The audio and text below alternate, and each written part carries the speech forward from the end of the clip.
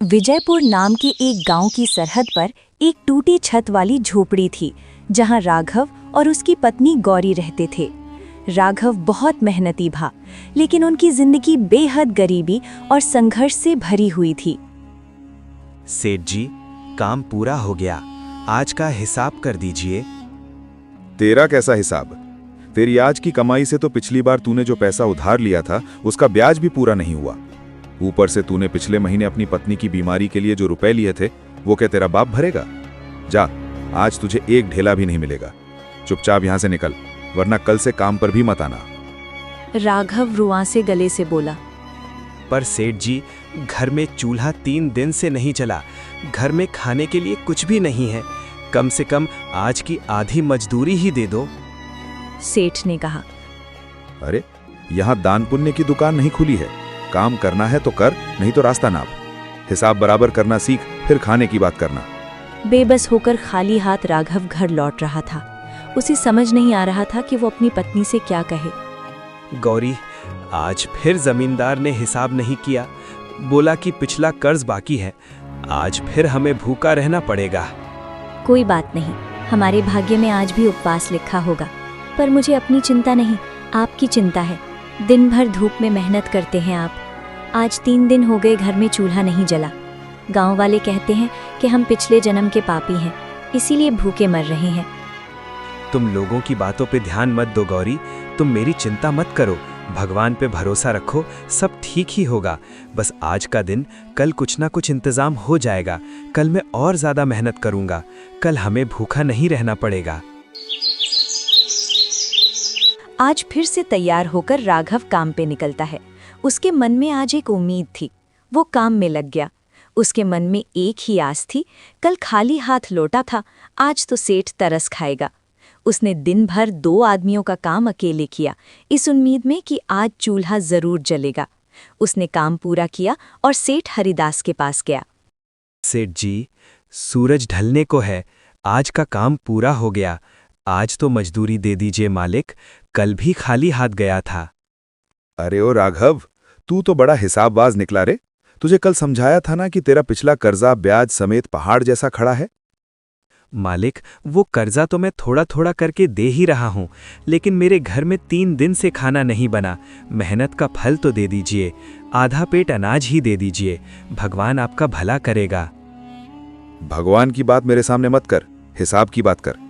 आज तूने जो काम किया वो उस लकड़ी के लट्ठे की भरपाई में गया जो पिछले हफ्ते तेरे हाथ से गिरकर टूट गया था। जा, आज भी तेरा हिसाब शून्य है। लट्ठे की भरपाई? पर सेठ जी, वो तो पुराना और सड़ा हुआ था। आप मेरा हक मार रहे हैं।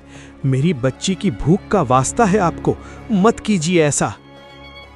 देख राघव, मुझे भावुक बातें पसंद नहीं।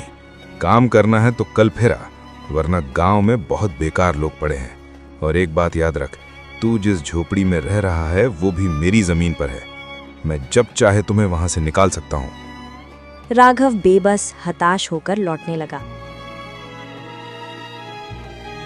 अब शाम हो गई थी और अंधेरा सा छाने लगा। आज की आखिरी उम्मीद भी खो गई। राघव मन ही मन सोचने लगा, अब मैं क्या करूं? किस मुंह से घर जाऊं? कल झूठ बोला था कि आज इंतजाम हो जाएगा, आज क्या बोलूंगा? हे विधाता, तूने मेहनत करने के लिए हाथ दिए तो उन हाथों का फल मांगने के लिए जुबान क्यों नहीं दी? क्या इस दुनिया में गरीब होना ही सबसे बड़ा पाप है? गरीबी क्या इतनी बड़ी सजा है कि इंसान का लहू पसीने की तरह बह जाए और उसका मोल एक मुट्ठी अनाज भी ना हो? राघव बहुत उदास, बेबस होकर बस चला जा रहा था। रात हो चुकी थी, लेकिन उसका मन घर जाने का भी नहीं हो रहा था। उसके पैर एक सुनसान रास्ते पर तालाब की ओर मुड़े। वो बस रोना चाहता था अपनी इस बेबसी पर। वो वहीं तालाब किनारे बैठ गया और रोने लगा। तभी उसकी नज़र झाड़ियों में पड़े एक पोटली पर पड़ी, जो दिखने में बहुत पुरानी लग रही थी। राघव ने कांपते हाथों से उसे खोला तो उसमें 2 रोटियां थीं। ये तो रोटी है, ये शायद ईश्वर ने ही मेरे लिए यहाँ भेजा है। कम से कम आज तो गौरी और मेरी बेटी भूखे नहीं सोएंगे। राघव उस पोटली को लेकर अब घर जाने लगा। तभी रास्ते में एक पीपल के पेड़ के नीचे उसे एक छोटा सा बच्चा बैठा दिखा। उस बच्चे का शरीर भूख से कांप रहा था। चाचा, 3 दिन से भूखा हूँ, कुछ खाने को है क्या? भूख के कारण मुझसे चला भी नहीं जा रहा। ये सुनकर राघव का मन एक पल के लिए द्वंद्व में फंस गया। उसे अपने भूखे बेटे की याद आई, फिर इस बेसहारा बच्चे की हालत देखी। अगर मैंने ये खाना इसे दे दिया तो घर क्या ले जाऊंगा, लेकिन अगर इस बच्चे ने आज नहीं खाया और इसे कुछ हो गया तो मेरी बेटी तो कम से कम माँ की गोद में है, ये तो बिल्कुल अकेला है। राघव अपनी उस पोटली में से एक रोटी निकालकर उस बच्चे के हाथ में रख देता है। ले बेटा, इसे खा ले, ईश्वर तेरा भला करे। राघव एक रोटी उस बच्चे को देकर आगे बढ़ गया। कुछ दूर चलते ही उसे पगडंडी के किनारे एक बूढ़ी औरत दिखाई दी। वो ठंड से कांप रही थी। बेटा, बड़ी दूर से आई हूँ, भूख के मारे आंखें धुंधला गई है, मुझे चक्कर से आ रहे हैं, क्या कुछ खाने को मिलेगा? राघव ठिठक गया। पोटली में अब सिर्फ एक ही रोटी बची थी। उसने सोचा गौरी राह देख रही होगी, पर क्या इस मरती हुई माँ को छोड़कर आगे बढ़ जाऊं? उसने कुछ सोचने के बाद, माँ, ये रोटी रख लो, मेरी भूख तो आपकी दुआओं से मिट जाएगी। ऐसा कहकर जो आखिरी रोटी उसने अपने बेटे के लिए रखी थी वो भी दे दी। राघव ने अपनी आखिरी उम्मीद, वो आखिरी रोटी भी उस औरत को दे दी और खाली हाथ जाने लगा। जो आज थोड़ा बहुत हाथ लगा था वो भी चला गया। लेकिन राघव भूख को अच्छी तरह से जानता था। वो उन बेसहारा बच्चे और बूढ़ी औरत को खाना देने से रोक नहीं सकता था, लेकिन अब उसे अपनी बेटी की भी चिंता थी और वो बस रोने के सिवा कुछ कर भी तो नहीं सकता था। जैसे ही राघव अपनी झोपड़ी के करीब पहुंचा, उसके कानों में चीखने चिल्लाने की आवाज़ें आईं। उसने देखा कि उसकी झोपड़ी का सामान सड़क पर फेंक दिया गया है। गौरी अपने बच्ची के साथ आंगन की धूल में बैठी रो रही है और सेठ हरिदास उसके आदमी के साथ खड़ा है। गौरी, ये क्या अनर्थ है? सेठ जी, ये आप क्या कर रहे हैं? आ गया मजदूर। देख राघव, बहुत दिन हो गए तुझे यहाँ मुफ्त में रहने दिया। ये जमीन मेरी है और आज से ये झोपड़ी भी मेरी। निकल जा यहाँ से। इन्होंने हमें धक्का देकर बाहर निकाल दिया। बच्ची भूख से तड़प रही है और अब हमारे सिर पर छत भी नहीं रही। सेठ जी, रहम कीजिए, हम कहाँ जाएंगे, वो भी इतनी रात को? मुझे उससे कोई मतलब नहीं। सड़क पर सो या नाले में, आज के बाद यहाँ कदम मत रखना। सेठ हरिदास बहुत ही मक्कार और लालची इंसान था। राघव के बहुत गिड़गिड़ाने के बाद भी उसे तरस नहीं आया। राघव अपनी पत्नी और बच्चे को लेकर गांव के बाहर एक पुराने पेड़ के नीचे बैठ गया। काफी ठंड थी। राघव, गौरी और उनकी बेटी एक पेड़ के नीचे ठिठुर रहे थे। राघव अपनी फूटी किस्मत और लाचारी पर रो रहा था। तभी वही बूढ़ी औरत वहां आती है। बेटा, तू तो वही है ना जिसने मेरी मदद की थी? तूने मुझे अपनी आखिरी रोटी भी दे दी थी, लेकिन तू आज इस हालत में है, क्या हुआ? राघव उसे सारी बात बताता है। बेटा, जिसका कोई घर नहीं होता, पूरी दुनिया का आसमान उसी का होता है। जिस छत के नीचे तू कल तक चैन की नींद सो रहा था, वो छत नहीं, तेरी कैद थी। आज तू आज़ाद है और आज़ादी की शुरुआत हमेशा इसी धूल और गरीबी से होती है।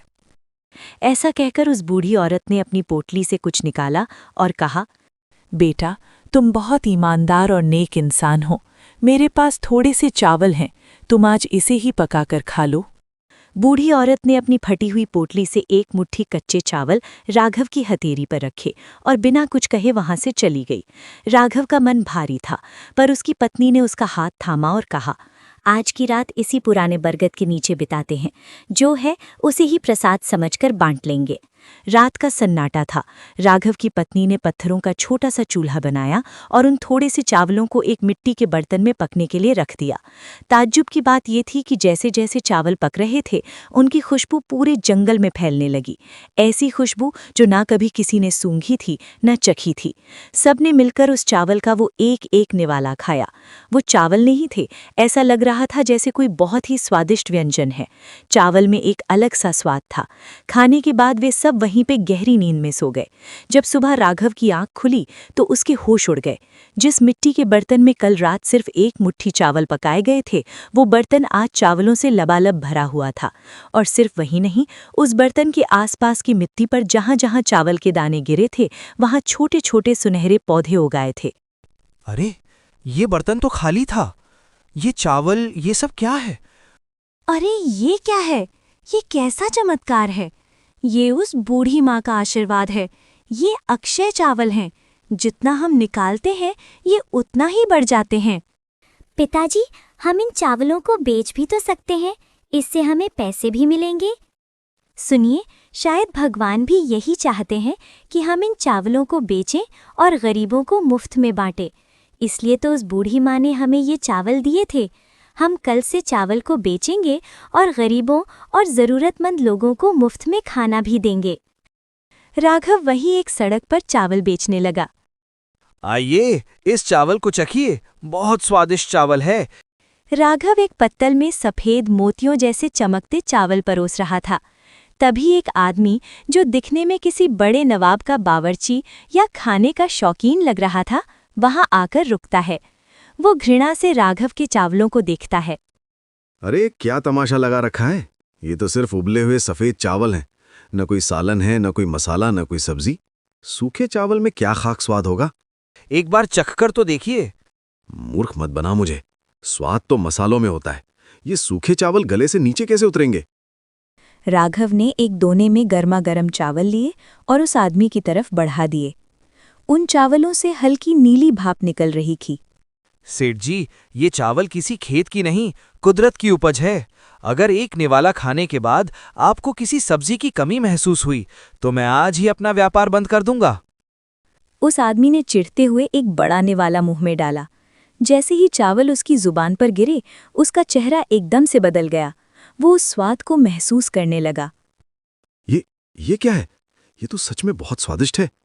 राघव, सच में तेरे चावल में बहुत स्वाद है। इसके बाद वो आदमी चावल खा के चुपचाप पैसे देकर वहां से चला जाता है। जो भी मुसाफिर एक बार चावल खाता, वो दोबारा लेने आता। धीरे धीरे बात गांव में फैल गई।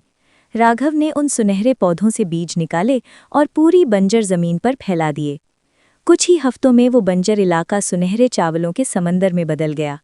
राघव के दिन अब तेजी से बदलने लगे। वो अब बहुत तरक्की कर रहा था। उसने अब बहुत सारा पैसा कमाया, लेकिन उसकी विनम्रता आज भी वैसी ही थी।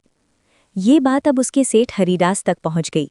उसने दूर से देखा कि कैसे लोग आलीशान होटल को छोड़कर राघव के पास लाइन लगा रहे हैं और राघव कितना पैसा कमा रहा है। उसने देखा कि अब राघव का एक बहुत बड़ा घर है और सेठ ने चुपके से राघव के घर की खिड़की से उनकी बातें भी सुनी। कल तक कौड़ियों के लिए जो मेरे सामने हाथ जोड़ता था, आज वो मुझसे भी आगे निकल गया। जहां वहां सिर्फ इसी की चर्चा है। मेरा नौकर मेरी बराबरी करेगा। मैं ये खेल ज्यादा दिन तक चलने नहीं दूंगा। सेठ ने एक गंदी साजिश रची। सेठ ने अपने आदमी वीरू को बुलाया और उन्हें राघव को बर्बाद करने की योजना के बारे में बताया। वीरू, ठीक से समझ आया तुम्हें क्या करना है? जी मालिक, बिल्कुल वैसा ही होगा जैसा आपने कहा है। अगले दिन सेठ का आदमी राघव की दुकान में ग्राहक बनकर गया। सुना है आपके यहाँ अच्छे क्वालिटी के चावल और पके हुए स्वादिष्ट चावल भी मिलते हैं। मेरे लिए पैक कर दो 1 प्लेट चावल। राघव वीरू के लिए जैसे ही चावल पैक करने के लिए अंदर गया, वीरू ने एक जहरीला पाउडर निकालकर चावल के बर्तन और बोरी में डाल दिया। मालिक, भीड़ का फायदा उठाकर मैंने उन खास चावल में वो सफ़ेद पाउडर मिला दिया है। अब जो भी ये चावल खाएगा सीधा अस्पताल पहुंचेगा। शाबाश, बस अब तमाशा देखो। जैसे ही लोग बीमार पड़ेंगे, राघव का कारोबार बर्बाद हो जाएगा।